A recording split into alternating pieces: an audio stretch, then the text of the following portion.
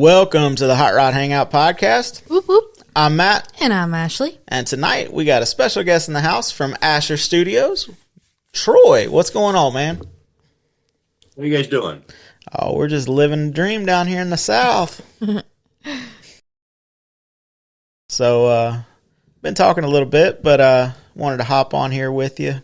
Love what you're doing up there with the pinstriping and the rat fink stuff, and it's purely awesome. We were checking out your work before we hopped on here.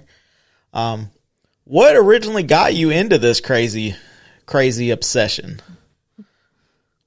My dad. All right. Fair. My dad introduced me to rat fink at a young age, and I remember going to car shows and being bored out of my mind, and then he kind of pointed me, like, hey, check these out. And I fell in love with the traditional style hot rods, the matte black paint, before the rat rod stuff took off. And then it was into lowriders. I fell in love with the art part of it, and I just took off from there. Awesome. Yeah, there's a fine line between the rat rod and the traditional hot rod that's kind of blending right now. Yeah, the fence posts and the mailboxes and the wrought iron stuff, the barbed wire. That's not, I can appreciate the artistic part of it. Yeah. Mm-hmm. But for my style, it's traditional. That's just my preference. Oh, that's how we do it, or that's how my thought was. But there for a little while, I would have called that a rat rod. The no paint, the rust, the patina. That's rat. But the more I got into it, the more I, deeper dive into it, it was like, well, really and truthfully, there's not a saw blade on the wheel, and those welds don't look crappy on purpose. They might be crappy. They're just not on purpose, but there's not the classic, the metal rat on the metal rat. Yeah. The spider web design, that stuff. But so kind of, I always thought I was into rat rods, but it was really, I was just into, traditional, unrestored traditional builds. So, we had talked about the Drag and Destroy show. That's coming up, right? The one in Texas? No, the one up nearby you. Drop and Destroy. Yeah, I'm sorry. Drag and Destroy is in Texas, correct, and that's in September. So Drop and Destroy, I'm sorry. Drop and Destroy is in September, and there's a few other shows I'm going to try and make it to. It used to be called the Hoosier Vintage Wheel Swap Meet back in Indy. They changed the name of it, I believe, this year. I always go out there for that show. Great turnout for that show there. And then we have the Cleveland, it's like an Autorama. I think it's called Piston Power. The show I just heard about. Coming up next weekend, we're going to try to make it up there. Heck yeah. Heck yeah. Well, if you're continuing down, we'll be in Moultrie next weekend for their swap meet. 4,000 vendors. Yeah. Mm-hmm. 4,000 vendors and us. So, but we tried to make it. I don't make it to Georgia that often. I think last time I was down in Georgia, actually, when I was in the military, stationed down there at Fort Benning. So, well, thank you for your service. Yes. So, what car that you've had do you wish you never would have got rid of, or what car did you happen opportunity to buy and it just wasn't the right time and it got away from you? All I sold that I wish I never would have sold was actually a rat rod.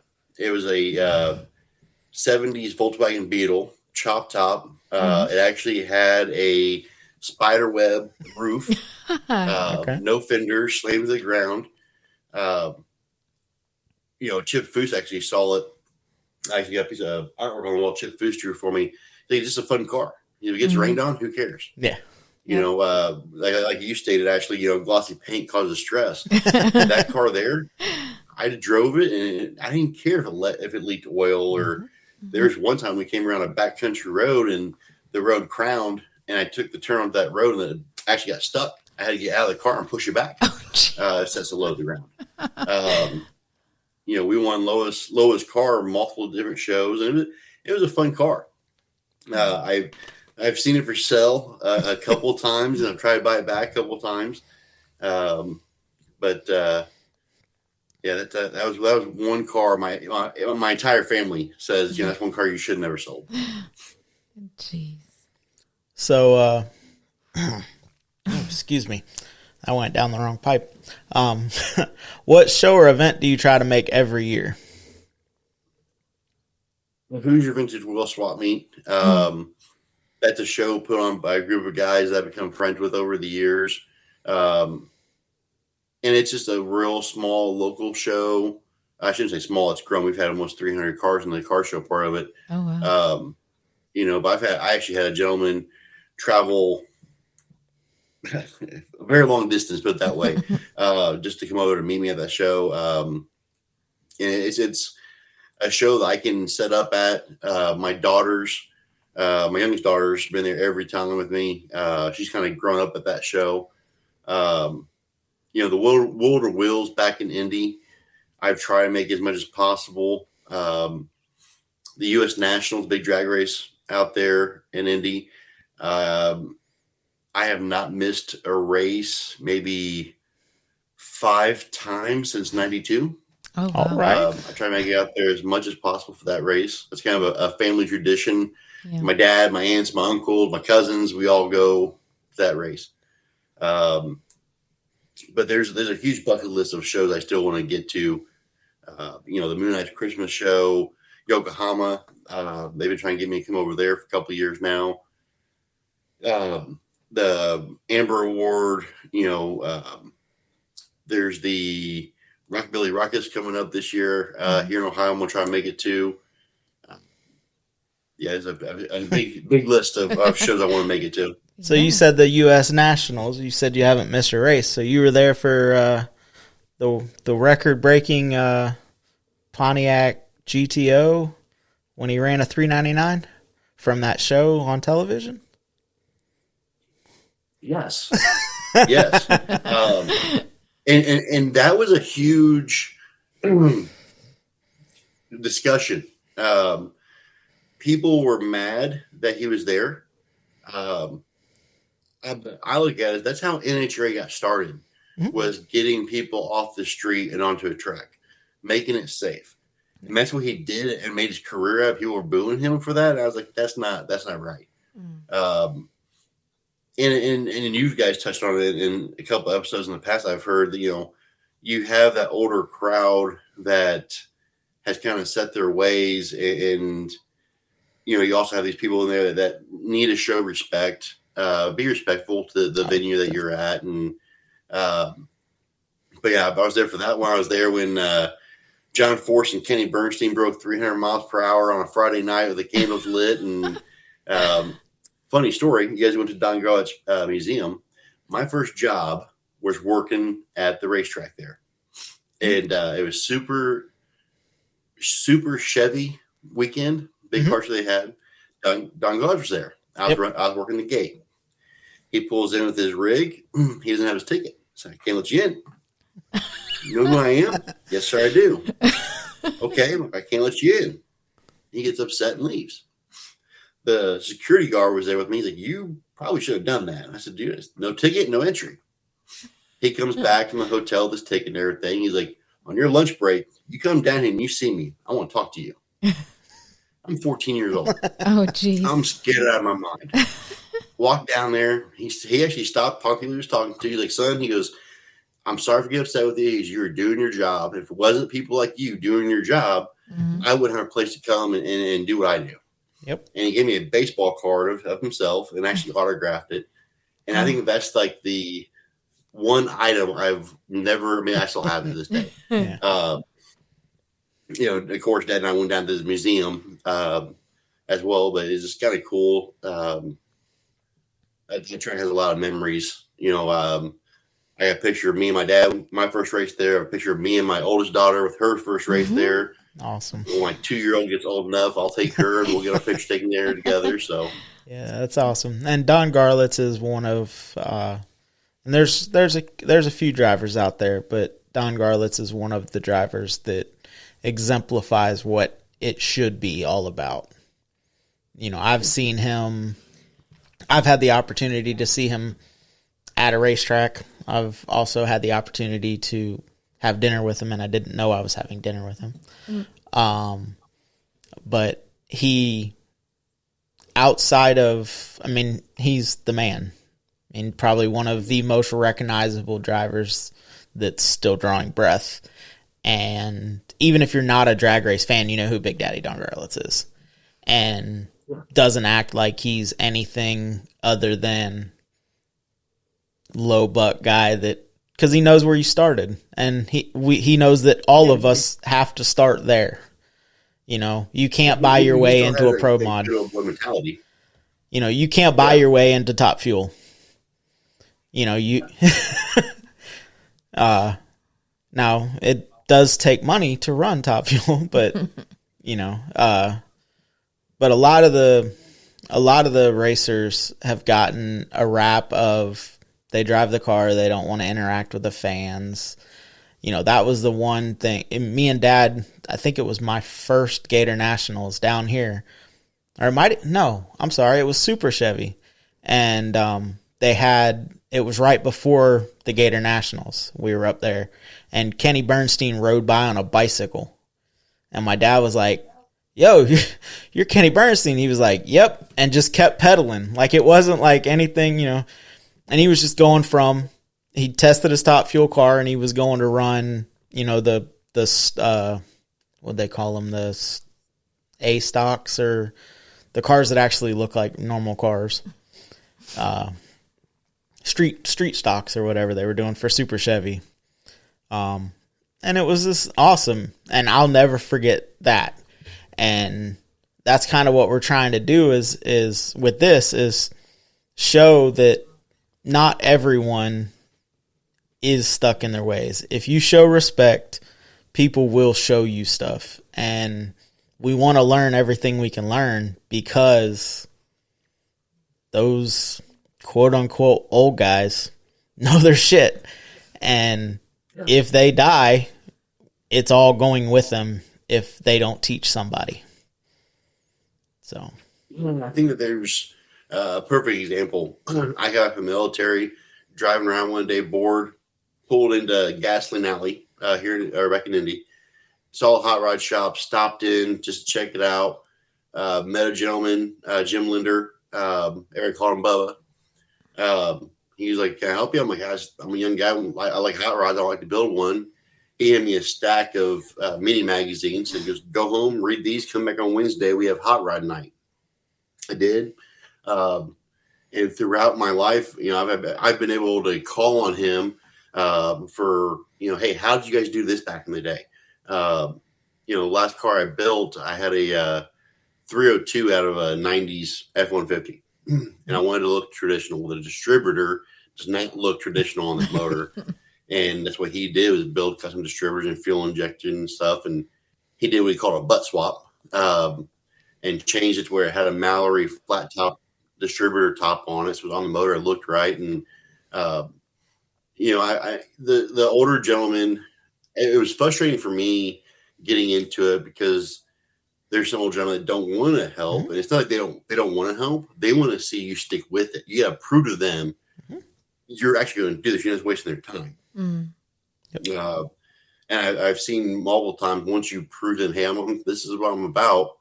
Yeah, they have no problem helping you and bend over backwards for you. And I've had some great friends, made some amazing great friends over the years with hot rodding, and, you know, even with my artwork. Some people actually I admired, I looked up to. They were kind of like my idols. And, you know, now we're sitting here hanging out, and, you know, it's definitely cool. Yep. A lot of the bigger names in the car industry, you know, they want to talk about their shit just the same as we do. They're proud of what they built. I mean, you get some that the Amber, the Riddler cars, you know, those guys, some of the owners, not necessarily the builders, but some of the owners don't want to talk to you. But it's a different tax bracket thing. I don't have $300,000 to go have somebody build me a car. Shoot, I don't even have $300. I'm selling one to try to make another one, but they all started there. And, I always use Ian Rossell as an example of that. Dude's on television, but the first couple seasons, he didn't go over to his brake and bend that metal. He bent it over his knee. He didn't have fancy this. He had to figure out how to make it work. And he still built cool. He still had cool shit, but it was him doing it. And, that was the first show I remember, as a kid growing up, Saturday morning you watch Power Block on Spike TV. And, they would, today we're going to do this. And then it would go to commercial break and they'd come back and it'd be done. And I'm like, man, them commercial mechanics, those are fast. Like, they'd get 4 bolts off and come back and there'd be a new motor sitting in the chassis. And you're like, wait a second. Like, I think you missed a couple steps in there, bud. Like, and with his show, he walks you through. And there's a bunch of shows. We got rid of cable and now we have YouTube. And we watch those shows and they show you like, okay, this is what I was trying to do. I messed up. This is how I fixed it. This is how I'm not going to fuck up again, And I appreciate that more than I rolled my car out of the trailer and it's pretty and I puffed on it and, I got the California Duster out and then we're going to roll it back in a trailer and I'm going to take it home and I'm going to stare at it in my garage, No, I want to see you win an Amber and go out there and put it on the chip and throw some rubber at people, like drive your shit, man.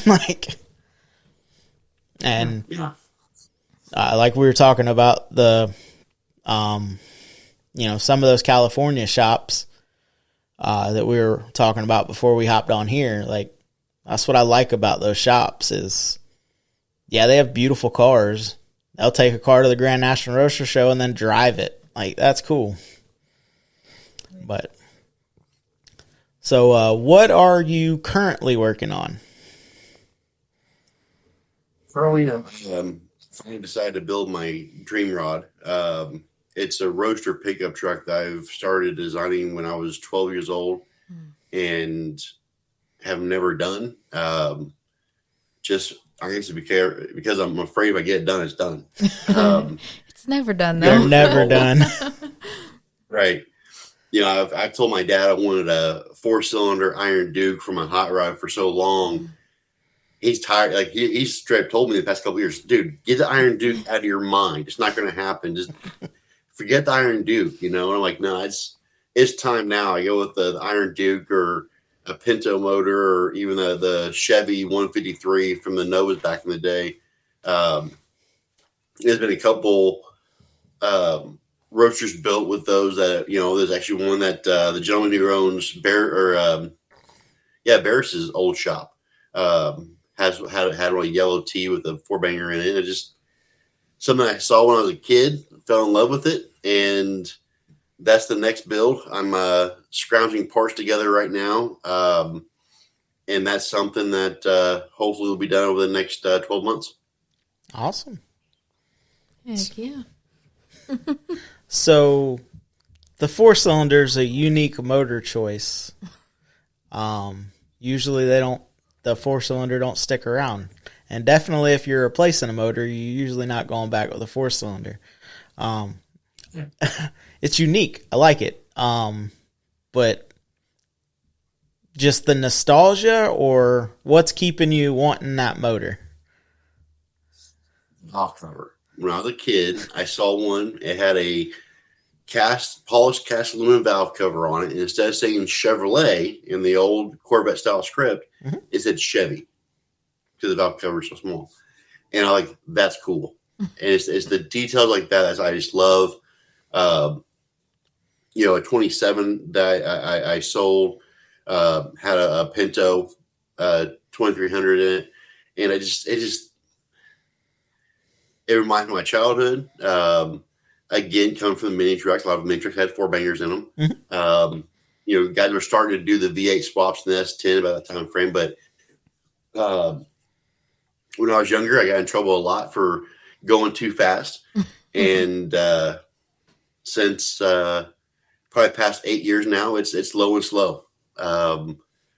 Keep it to where I, won't get a ticket, but keep my foot out of it. But I also want to keep, like, I've had some cars that were way too much horsepower for as little as a car weighed, and I didn't feel safe. I've always been, Model A style drum brakes. I had a friend of mine who had a 32, heading on the interstate, lost control, smacked the retaining wall because he had drum brakes. He didn't maintain them like he should have.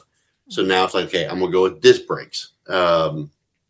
But I'm going to put the aluminum fin covers on them to make it look like they're drums. But, there's that 4-banger. It's just from my childhood. And, I built this one here. I've had a lot of people in the past talk me out of doing it. One time I actually had two motors. It was talked out of doing them. But this time here, it's full throttle. I'm not trying to talk you out of it. I just was. That's a different. Most people are V8 flathead, small block Chevrolet, Ford motor. The flathead. I would love to do a flathead. The only thing that's scary about flatheads is I want to jump in this and drive it everywhere. If I'm like, I got a 3-day weekend, I want to come down and see you guys down in Florida. I'm jumping in the T. Let's go. Yeah. The dual water pumps on a flathead and reliability is what scares me off that. Small block Chevys. Everyone has got them. Small block Chevy. I've looked at the Y blocks. I've looked at, Ford motors. And the Ford motor I did, like I said, it was a 302. Everything for small block Chevy for a 302 is double the cost. Yeah. I got a flyer from Jegs Racing. They had the Lakeshore style headers on sale for a small block Chevy, $100. Yeah. I called Handy for a small block Ford 302, $400. Same manufacturer. And I'm like, buddy, same material. I sell material. It's same amount of work and everything. Why is it? He's like, I'll do it this one time. I'll match the price, but that's the only time we can do it. And after that, I'm like, now I know why they do small block Chevys. And then, I don't want to go anything bigger because, you see a lot of guys in Model T-buckets. They're fairground cars. They got too big of an engine. They can't drive them out on the street. They can't enjoy them. Yeah. They just put around the car show. I want something I can get out and drive and enjoy. Mm-hmm. Yeah, there's a guy that lives in my mom and dad's neighborhood that he does the Speedway kits, and he puts the 4.3 V6 in them. Same engine design as a small block, just with 2 cylinders cut off the back end of it. But he does that, and I also think he does the inline, the 300 straight 6 Ford motors with just one lakeside pipe. The inline 6 motors are starting to gain traction. You're seeing a lot more of them being used, especially in traditional hot rods. As far as roadsters go, you still have them in trucks and cars like your guys's. But you start seeing a lot more of them in roadsters because finding motors is starting to get a little difficult. Over the past 4 years, finding an engine, even a core to have rebuilt, it's getting tough to find. Yeah, especially if you want to keep old school look. Because, the 300 straight 6, that motor's, it's super reliable. So you get the benefits of that. You're not going to overpower the chassis. With small block, it's pretty easy to, I'm in here, so let me go ahead and, put a little bit of bump stick in it. And, I'm already here. I might as well, hang 3 97s off the top of it. Oh, wait, I'm doing that. You know what? I've had tri-powers, love tri-powers. I've done the Super 97s, the Strombergs. Bob's tri-powers done all my work for me and everything. Now it's like, you know what? I want simplicity. Yeah. Wants to jump in something and go. In Tri-Powers, you can get that. It just takes a lot of tuning and fine tuning. That's why I said you have to get with the older gentlemen that know how to do this stuff and have them show you how to do it. Mm-hmm. So I've gone through carbs like you wouldn't believe when I first got into Tri-Powers. I was like, throw it on there, didn't work. Hey, that brand new carburetor, throw it away, buy another one. No, that one doesn't work. Throw it away, buy another one. And finally, I had an older gentleman like, stop, just wait, just give it a minute, and but yeah, like if I do a 4-cylinder, I'll probably end up running a dual 97s on it or a single 97, but probably duals. Clifford used to make a intake to run a 4-barrel on the 4-cylinder Iron Duke. I would take that intake, do the 3 Rochesters to a single 4-barrel adapter and stack it up and have the, come off the side of the engine pretty high and everything. But, there's a lot you can do with the Iron Duke motors. Especially over in Australia, there's a lot of race car parts for them. There is some here in the U.S. as well, but over in Australia, there's a lot more. Yeah. Goodness. But what was I'm frozen now.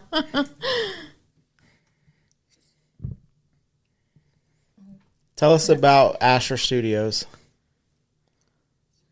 Asher Studios started in 2018. Was told I needed to calm it down with metalwork and start taking life easier. Had a customer bring a pinstriping kit to work. Said, "Hey, I bought this for my son. He doesn't use it. See if you're any good at it." Turned out I was pretty decent at it. And then COVID hit. I entered a contest. I wanted to do a custom skateboard to hang in the back of my truck I had at the time. And I won a contest. This company's going to make me a custom skateboard however I wanted it for free. So I designed something I wanted, sent him pictures. Hey, this is what I want. I want a Rat Fink skateboard for myself. Ended up making it, but it wasn't the way I wanted it. And then the owner of Moon Eye saw it and was like, "Hey, can you make those for us?" Yeah. And I worked out a deal with them and everything. And then that's what got me in the door with Moon Eyes. Kind of the same thing with SoCal and other shops, and just kind of took off from there. And it's been a blessing. I met a lot of great people. Johnny Jalopy, watching his show and everything, and kind of got me wanting to go full bore into it. And it's developed now where we're doing shirt designs and different products for companies. And still occasionally doing commission work. It's something that's when I get older, I'll probably go into full time. But right now it's just my hot rod money, and it's allowed me to meet great people and interact with people, and I have my phone number on my Facebook page. That's my personal cell phone number. I've had kids call me at midnight out from California. "Hey, I'm gonna buy a skateboard." "Oh, okay. Let me wake up, buddy. I'll get you taken care of." And I love that. My dad is he's always been pushing me in my artwork. Like, "Dude, just keep doing it. You're doing a great job." But he also told me that always make it to where kids can enjoy it as well. And there's been a lot of times where someone's asked me to do something. I'm like, you know what? No. It might be funny or, but it's not appropriate for all ages. So no, I won't do it. Right. And that's kind of how I kind of kept Asher Studios, and I always will do Asher Studios that way. And keep it to where everyone of all ages can enjoy the artwork. And,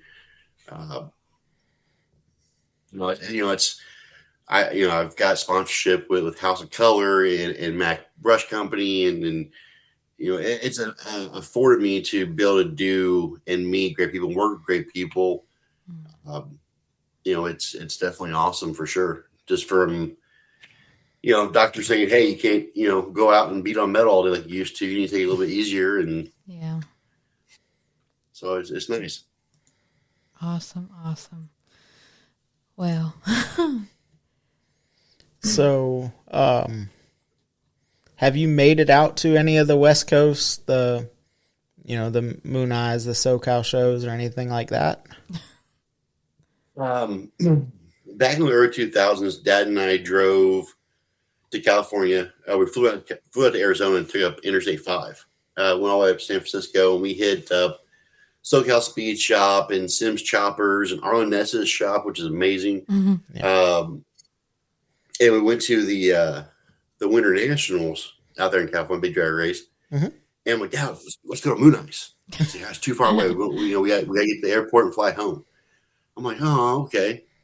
A couple years later, he goes out there for that same race. He's like, sends me a picture of him, Moon Eyes, standing next to Ed Ross statue. I'm like, what are you doing? He's like, dude, I did not know they actually have a bus running from the drag strip to Moon Eyes back and forth all day long. Oh, Because it's only like 20 minutes away. I'm like, oh. So no, haven't made out there yet. It was funny when Moon Eyes was selling the different skateboards and stuff I was doing. My friends would go out there and visit Moon Eyes. They sent me pictures of my product inside their shop for sale, and that was cool. Moon Eyes Japan. That's the goat for me. That's the one I got to get to. Yeah, that's. We're just trying to get to the West Coast. We haven't even tried to get outside of the country yet. But I would say probably 85% of my customer base is actually out of the U.S. I would say 50% of my customer base is just in Australia alone. Oh, wow. We have New Zealand, Australia, Japan, the UK, Spain. I'll ship stuff wherever. I don't care. And I've met some great people in all different countries, and I've talked to them. And I know my wife kind of gets upset when the phone rings at 2 a.m, but it's great to see the hot rod styles around the world. Mm-hmm. I have a good, I would call him a good friend up in Canada. He's loves SoCal Speed Shop. He's been a great supporter and everything. And him and I have talked about me coming up there for their show. And it's worldwide for sure. Well, hopefully some of your clients will be listening, because we are listened to in most of those places. Yep. Yeah, we shared the content and everything. Actually, my oldest daughter is actually texting me right now. She's trying to find the podcast you can listen to. I say it'll be on OR or whatever you can listen to. It'll be about 20 minutes after we end this podcast. It'll be up. Yeah. Because we don't do much editing. I'm not smart enough to edit, I'll be honest. I've tried to take out some ums and some uhs and some blank space, and I haven't figured it out. I have deleted whole episodes, so that's always good. So we just go with try to get it right the first time, and if not, everybody that listens, they understand that it's not we're not searching for perfection. We're just trying to connect people together. I guarantee as soon as my dad hears this, he'll hear all the ums I'm saying, and he'll call me out on it. So, Oh, goodness. Well, it's all good. Like I said, we're still fresh, and we're trying to grow it. Trying to put I'm glad to be a part of it and help you guys grow it. It's when I came across that, I was actually at work bored. I never listened to a podcast ever before you guys'. Cool. And I just put it on, and I was like, it's kind of cool. And then I heard the one with John Jalapa. Like, hey, I know that guy. And then when you made a comment about the Dragon Destroyer, I'm like, did you say Drop and Destroy? I know that show too. So then when listening to you talk about mini trucks and high rides, I'm like, okay, we're going to get along great. Oh, yeah. So. Well, and then we always try to say, I don't care what it is. If you're into cars, I don't have to like it, but I'll appreciate it. The hydraulic cars, more West Coast builds. I don't necessarily, that's really not my style, but I can definitely appreciate the work that goes into them or the amount of money that they're getting dumped into them. I don't understand squatted trucks. I don't understand rubber band tires. My truck's lifted, but it's got sidewalls. I don't understand all that. But if that's what it's going to take to get people out and enjoying their stuff, then do it. Just know when that it comes to the squatted trucks, I never really understood that. But I kind of like, okay, back in the 90s, you had the bow-legged Hondas, and the donks. I never really understood donks until I worked for Jegs Performance. And I would say probably a good 80% of the phone calls I would get was guys who were building donks. And I was like, and then this donk drag racing. And I'm like, okay, I can respect that. The lowrider stuff, like I said, my dad kind of got me into that with artwork and everything. And I remember the Lowrider Magazine car show was coming to Indy, and I was ecstatic. We gotta go. Yeah. And Dad was like, hey, we're going to go. We planned it. And then he found out they actually have metal detectors, and you have to get wanded to get into the show. Dad's like, listen, we're not going to go because of that. There's something going on, and where we're not going to go to shows like that. And so we didn't get to go, and it was a couple of years before I got to get a chance to actually see a lowrider in person and everything. But I fell in love with the artwork of it, and the Tequila Rose and all these old bombs and everything. I just fell in love with lowriders. I've had an opportunity to meet Mr. Cartoon, who's a huge lowrider artist. It's always fascinated me with the lowriders. I've owned mini trucks. Whatever I ever owned some with hydraulics. It's a little bit too much maintenance for me to maintain. It's like, I'll go with air rise, a little easier. And I'm sure hydraulics gotten simpler over the years, but I would say my dream lowrider would be a 58 Impala, purple, white interior, full stitching, pinstriped, triple chrome Ds, 4-pump setup, 16 switches. And it's actually the same car that's in a TLC music video that came out in '96. Oh, geez. But yeah, that's my dream lowrider. I've always had my top 5: my lowrider, my hot rod, my custom, my chopper, my truck. But that was always my lowrider. Oh, goodness. Oh, then what's the hot rod? The hot rod is Beanie Bandit. The Beanie Bandit is, in my opinion, the best car ever done. I have every Hot Wheel of every color other than a Bandit. Beanie Bandit. That's my hot rod. That's awesome. Oh, goodness gracious. Muscle car? Not a big fan of muscle cars. Okay. My wife, when we first met, bless her heart, she's like, I want a '69 Camaro. I'm like, wow, that's an expensive bill. I'm like, we'll have to wait for it, and we go to a car show. I'm like, there's your '69 Camaro. And she's, where? Yeah. Do you even know what a '69 Camaro looks like? Muscle cars, I can respect them, but I always see the same thing done over and over and over again in muscle cars. And I'm not an engine guy by any means. So when guys talk about, big blocks, 454s, and all that, over my head, I'm a painter. I'm into the look of it. I build this TM I'm going to start doing. I don't care about the way the motor looks. If I have to, I plan on getting an S10, yanking the motor and transmission out of it. If I got to keep the ECU and everything with it, okay, I'll hide it somewhere. It's going to be fully hooded. You're not going to see the engine. Right. So I just want to drive and look good. So I've always said that cars with hoods can get away with motors that aren't conventional. Or cars with, especially if they're side paneled too. Like the 54, I've I've said that originally I said that I was going to V8 and automatic swap it. And I was like, I don't care if it gets an LS. You're never going to see it. LS swap has been one that I've been pushing back on. I had a 58 Chevy Apache that we just sold back in the winter. And it had a small block Chevy in it, full air ride, laid frame, great truck. And I was like, you know what? I can see the appeal to an LS in a vehicle like this. Yes. Like your guys' Chevy. I can see the appeal putting an LS. You just drive the crap out of it. Hit the key and go.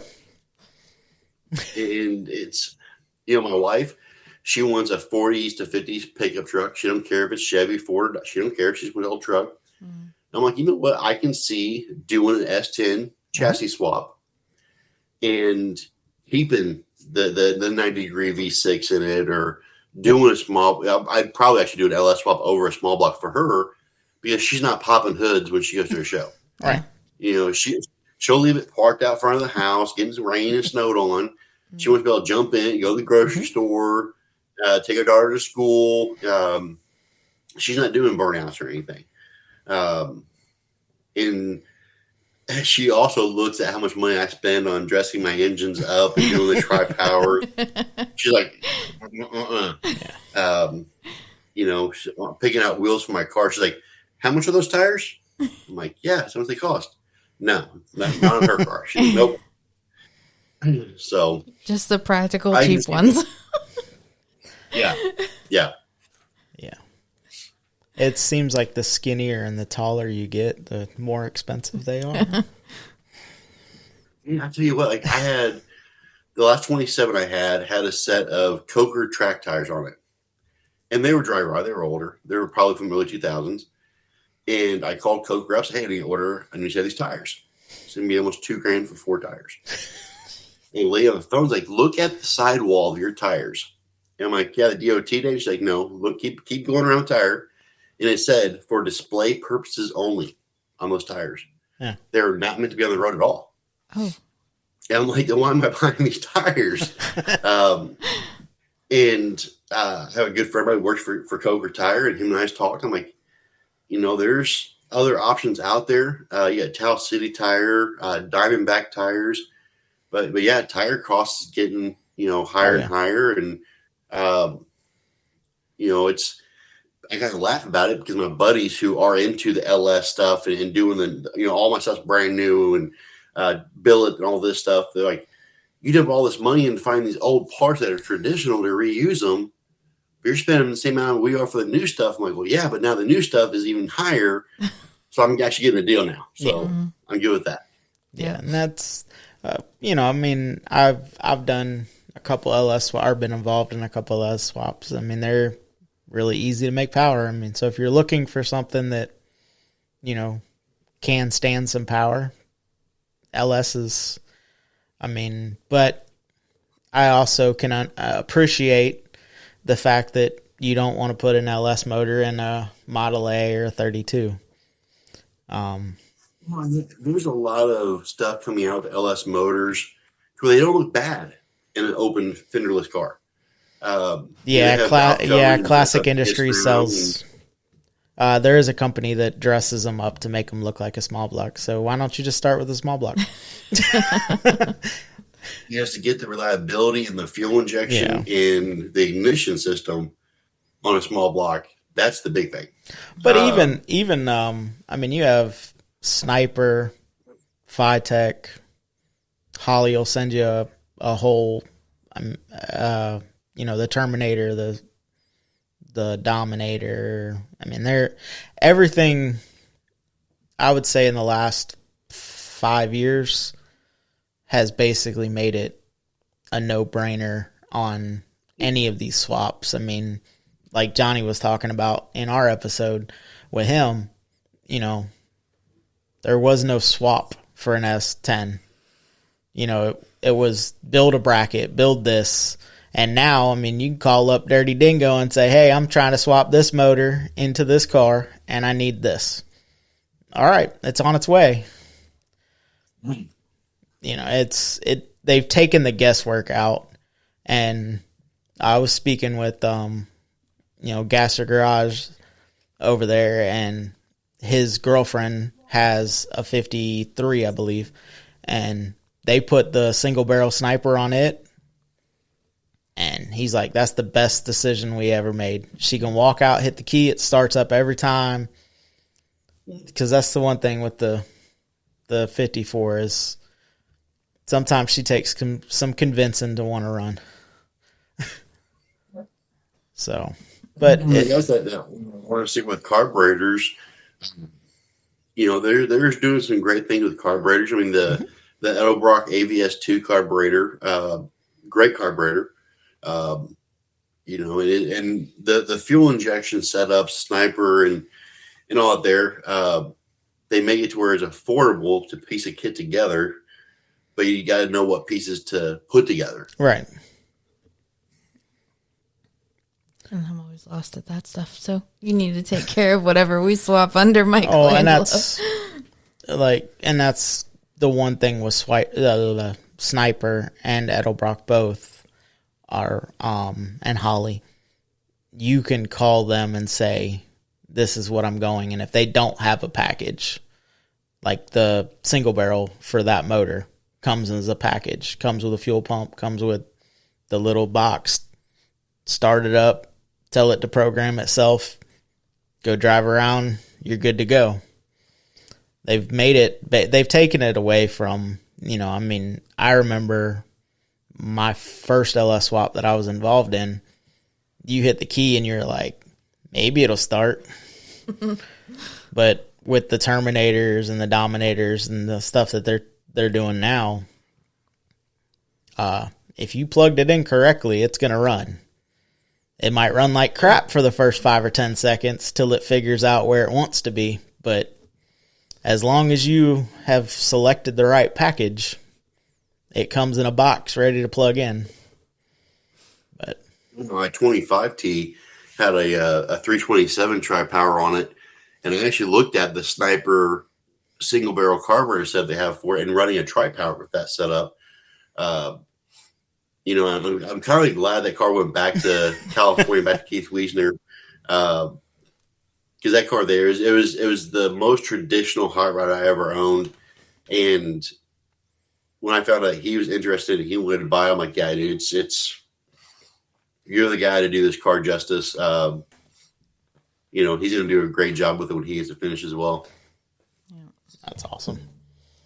Yeah, we have the guy that I bought the 32 from, he's working on a traditional Roadster right now, and he got accepted into Trog.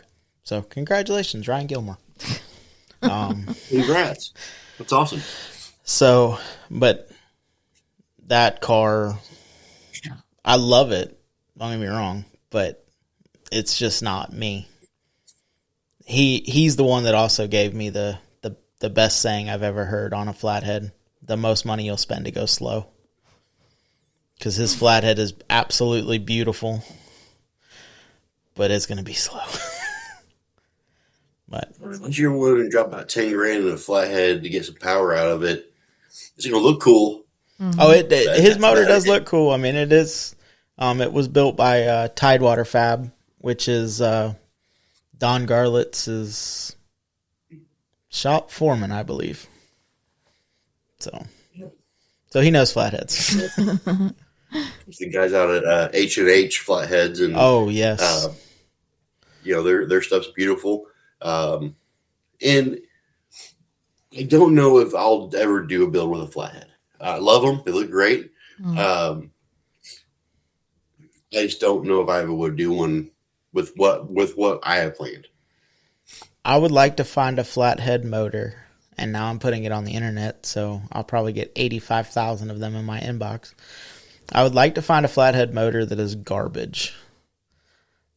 That way I can take it apart, and if it never runs again, I did not make it worse.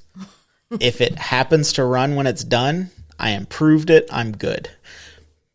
But I told Caden, the kid that I had on the first episode with us, I've told him he's LS 8 up, and I've told him, like, go buy a LS motor that the guy says doesn't run. Take it apart, put it back together. I said, if it runs, you did good. If it doesn't run, well, you didn't make it worse. It didn't run when you got it. So, but unfortunately, crappy flatheads are still expensive. So, Look at buying a flathead like that just to do up, sit on the engine stand, every once in a while go fire it up, just for just to look cool. And there's actually a guy in Indiana that actually does sell flatheads, blocks, whatever you want.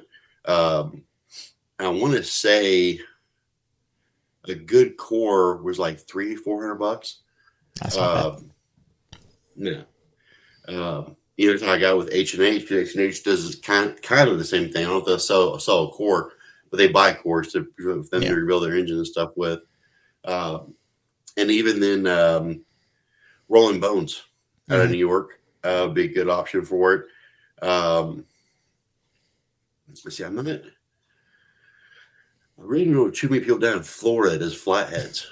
I know Tidewater, which we met him a couple months back, or it's been a little while now, at the first gathering at Ryan's house.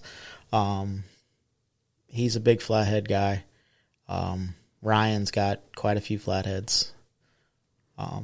Stacked up in the corner. No, he's only got a couple motors. But there was a guy in Brooksville, which is like 30 minutes from here. He had a couple for sale, and I was trying to work a deal with him, but I don't know enough about flatheads. I was trying to shout out to Zach Parks with Wire Customs. I tried to study his videos and try to figure it out, but I didn't know what I was buying. And I told the guy that, and automatically I think there was some shadiness, like, oh yeah, this is the motor you're looking for. And I'm like, pretty sure it's not. So yeah. Because I wanted a 8BA, because H&H sells a automatic adapter for an ABA. So you got I think they got turbo Chevy adapters, and they have the C4 adapters you can get all day long. Yeah. The flatheads have gotten a little bit more easier to find parts for as well. Yeah. But she can drive Ashley can drive a stick shift enough to, if I needed her to drive one, she could get it home. But down the street, maybe. She's not very confident. And being honest, I mean, I know I'm going to get flamed for saying this, but I'd rather have an automatic, just for the simplicity. If I'm out driving the car, I'm not, it's not a show thing.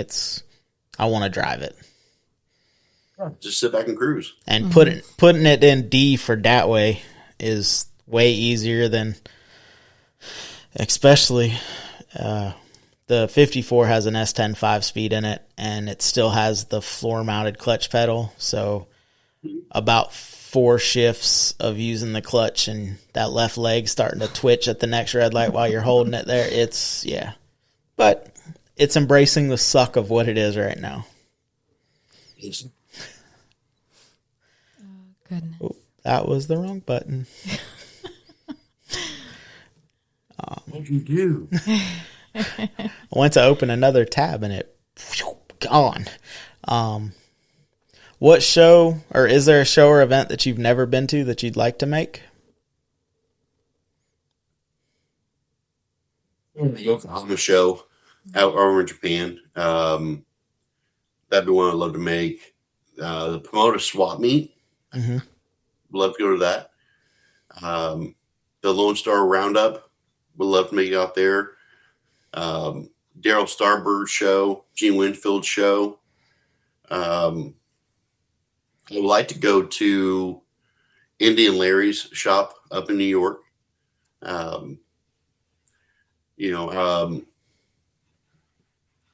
There's a couple that would be pretty cool to go to. I missed on the Hunter Carl Powell up in the kind of the traditional shows that are popping up in the early 2000s. I kind of missed out on going to those. But yeah, there's the Yokohama. Obviously, probably the one that's a bucket list for me.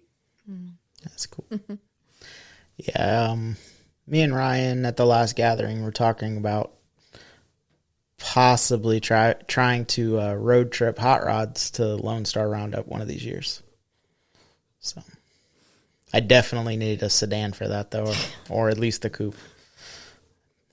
30. You know, Dad and I always talk about doing a road trip, either flying our cars out to California and driving a Route 66 back, or driving out there and flying the cars back. But that's something like, the T, when I build it, that's something I want to be able to drive it, long haul. And T buckets are the chopper of the hot rod world. They're cool. They don't ride that well. Right. Yes. They're not going to ride real good on Route 66 either. No, not at all. There's no vehicle that rides really well on Route 66. Route 66 is literally the worst. Coming from somebody who drove a truck, that is literally the worst road in the country. When I bought that 25, we couldn't get a shipper to bring the car to Indy, and we were seconds from pulling the trigger, putting me on a plane, flying out there. The guy I bought it off of, I was like, man, does it have a cigarette charger I can plug my phone? He's like, yeah. Like, I'm good. I'm driving back home. And I was going to fly out to California and drive a 25T with a 327 tri-power all the way back to Indiana in the middle of winter. This was like, I want to say it was mid-November. Oh, that's ripe. That's ripe winter too. Yep, the biggest thing I had to get around was Colorado. Was getting through the Rockies. Yeah. And luckily, at the last minute, a shipper came through. It was like, "Yep, I can pick it up tomorrow. You guys have it within a week." But yeah, I was down. Like, got my leather jacket, my beanie cap, and some goggles, and let's roll. Hell yeah! That exemplifies the drive your shit. So, what's one piece? What's one piece of advice that you would give someone trying to get into this car hobby? Best piece of advice I've been given about it: okay. Keep your mouth shut and your ears open. Learn as much as you can. Mm-hmm. Dirty hands equal clean money. Keep your hands busy and your head down, and you'll get it. I've been fortunate enough, and I've sacrificed enough, being as young as I am, to have the hot rods I've had. There's been times where it's like, you know what? I'm eating bologna sandwiches for the next week so I can afford this set of tires for the hot rod. Yep. And I have a beautiful wife and two, great daughters that they know that's how I am. And I don't sacrifice, they're number one. Mm-hmm. They know that, and I'll never put the hot rods above them, but they also know that's what I'm about. And they're right there with me at shows. And, my oldest daughter, she does not like hot rods. That's not her thing. She likes her horses and her 4-H stuff. But she's been to the U.S. Nationals with me, and she knows that, when I ran a car one time, and she was there watching me run down the drag strip, and she's supportive. And my youngest daughter, before she was born, Moon Eyes in Japan sent us a package, and every year they do a set of custom Moon Eyes band tennis shoes that they sell at the show. Mm-hmm. They actually sent me a pair of baby shoe Moon Eyes band baby shoes for That's awesome. A shirt, a beanie cap. So the day she came from the hospital, she was decked out in Moon Eyes. Heck yeah. So she's all about hot rods. Mm-hmm. That's awesome. Shout out to supportive significant others. Yes. Without them, this would be a little more challenging. It is, yes. So, I have a new question that we haven't asked anybody. Uh-oh. What is your favorite car movie? Oh. Excuse me. Wow. Favorite car movie? Oh, wow. That's going 100 miles an hour. Gosh. Really threw a I would curveball. say the Munsters. Okay. Okay. When Lily goes to buy their Munster coach. Mhm. It's actually a black tea bucket. She actually I want that, but I want 4 doors. I want this, and that. And they build a Monster coach. Licorice Pizza movie came out a couple years ago. The 25 Ti I own was actually in that movie. And then next would probably have to be Ian Russell's Hot Rods Back from the Dead. Love that, watching them build that roaster. Yeah, I would say number one probably be the Munsters. And then definitely the car that ate my brain. I was a teenage custom shirt painter, Von Franco. Those movies as well have been awesome. Awesome. Very cool. Now, my favorite, a lot of people, I'll probably get flack for this one. My favorite motorcycle movie, Okay. Harley Davidson and Marlboro Man. Okay. Yeah, Have you ever that seen? one, Have you ever seen The World's Fastest Indian? Yes, great movie. Yes. Great movie. We actually rode with a guy that knew him. Really? Yep. Yeah, that was a great movie. I think it's one of Anthony Hopkins' best movies. I mean, he was awesome in that movie. Yep. Mr. Charlie Gill, which shared a birthday with my dad, 20 some years apart. He told us about that movie and then said that he knew the real life guy. So that was, I love that movie for motorcycles, just from the tenacity of whatever it takes. The engineering part of the design part of it, seeing him do everything in his shed. And I've always loved Triumph and BSAs. I had toyed around the idea of buying a old chopper, BSA, Triumph, what have you, and just kind of sit in the garage. I can't ride it anymore, but I just think they're just beautiful bikes.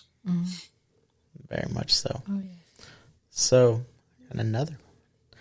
What is one hot rod car related memory that sticks with you? Whether it's a road trip, whether it was you and your dad going to pick up a car, whether it was you and the wife or the daughters. What is if you had to narrow it down to one core memory that exemplifies the car culture, what's the story?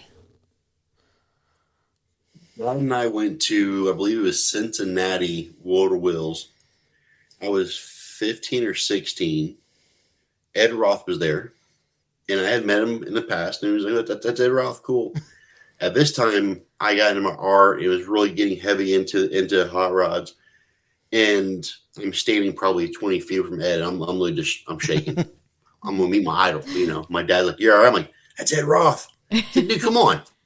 We walked up there and met Ed and talked to him for a bit, and he had this shifter knob of his head with a top hat on, and I was like, can you sign it for me? He's like, what am I going to sign a shifter knob? I said, well, on top of the top hat. And he signed it and dated it. And that's something I've kept. And shortly after that, about a month later, when he passed away, and that's when it was, this is what I want to do. That was the aha moment. Their respect and, meeting the people who've worked with Ed in the past and hearing the stories and all that. My dad being there with me and him guided me the way. That was just kind of great to share that. My dad's my best friend. And to have Ed Roth be like my idol and all right there at the same time was really cool. And then becoming an artist and meeting Ed's family and all that, it was just surreal for sure. That's awesome. amazing. Well, Do you have anybody that you would like to give a shout out to, or anybody you need to thank?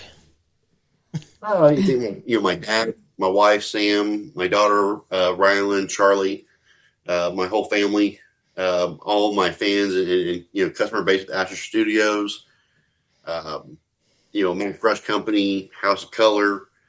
I'll be coming to a show near you, and look for me. And anybody wants to learn how to pinstripe or paint, they call me the paint slinger. I'll teach anybody how to sling some paint. Awesome. Well, with that being said, make sure you go check out Swap It Fast. Make that connection. More buyers and sellers. The bigger it gets, the easier it's going to be for us to locate parts. Oh, yes. There you go. And don't forget about Throttle Addict and using the code word Hot Rod, and you get to save 15% off.